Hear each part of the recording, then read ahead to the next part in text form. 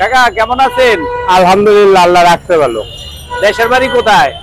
দেশের বাড়ি রাজবাড়ি। এখন যে বর্তমানে যে মোটরের যে রিক্সাগুলো, এখন আপনাদের অসুবিধাটা হচ্ছে কি রকম?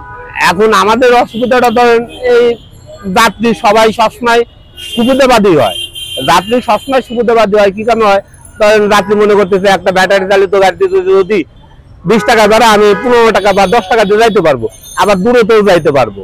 দ্বিতীয় কথা, আমাদের গাড়িতে গেলে ধরেন সময় লাগবে বেশি, হয়তো আবার একজন দেখবে যে পাও দিয়ে গাড়ি চালায়, কষ্ট হয়তো ওনার ভালো লাগতেছে না এই কারণে।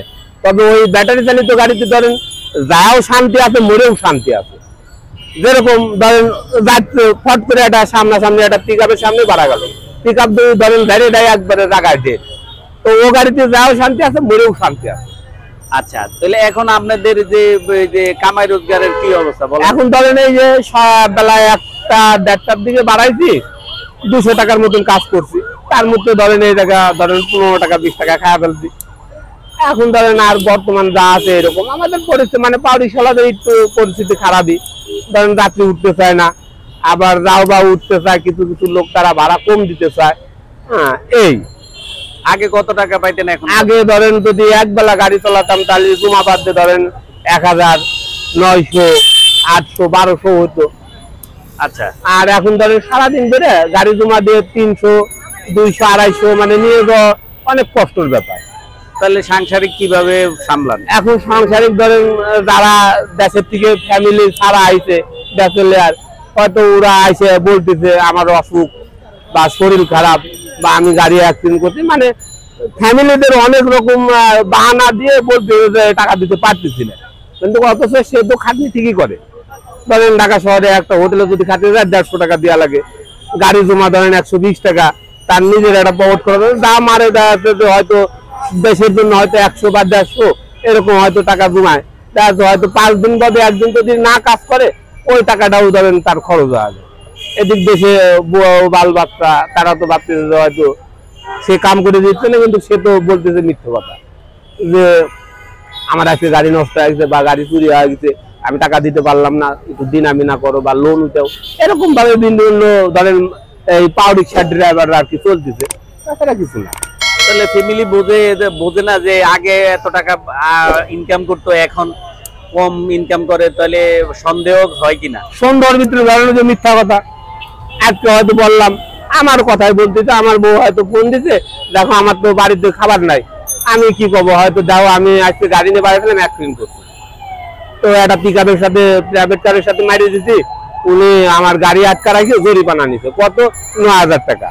তো 9000 টাকা তো আমার দিতে সময় লাগবে, হয়তো দেখা যাচ্ছে বাড়িতে হয়তো বউ বাচ্চা লোন ফোন আবি যাবি দিন আমি না করে এইভাবেই চলতেছে। এটাই রিক্সাওয়ালাগার, ঢাকা শহরে পাও রিক্সাওয়ালাগার আর কি বর্তমান জীবন। তাহলে তো ফ্যামিলির কাছে তাহলে মিথ্যা কথা? হ্যাঁ অবশ্যই, ফ্যামিলি না, নিজস্ব আত্মীয় স্বজন যারা আছে তাদের সবার কাছে মিথ্যা কথা বলা লাগে। পাওনাদারের কাছে তো আরো মানে বলাই যাবে না, পাওনাদার দেখলে তো মানে দেবো কি দূরের কথা, আরো বিভিন্ন রকম মানে সলচাতুরির আশ্রয়। তাহলে এখন আপনাদের দাবিটা কি থাকবে? এখন আমাদের দাবির ভিতরে ধরেন যে সবই যদি পাও রিক্সা গুলো বানায় তাহলে সবার ভালো। আবার দেখা যাচ্ছে হয়তো ওই ব্যাটারি চালিত গাড়িগুলো ধরেন রাস্তায় শুধু একরকম না, বিভিন্ন রকম দাম। ওই যে বললাম না যে ওই ব্যাটারি চালিত গাড়িতে আপনার যাও শান্তি আছে, মরেও শান্তি আছে। ধরেন লাগা 7 টাকায় ডেট। আর দ্বিতীয়ত ধরেন ওই গাড়িটা যদি একটা সেফ রোড করে দেয়, আগে যেরকম ভাগ ছিল ওরকম যদি করে দেয়, তাও কিছু ধরনের রিক্সাওয়ালারা আপাতত পাও রিক্সাওয়ালারা বাঁচতে পারে। তাহলে সেটাই আপনার দাবি কি থাকবে?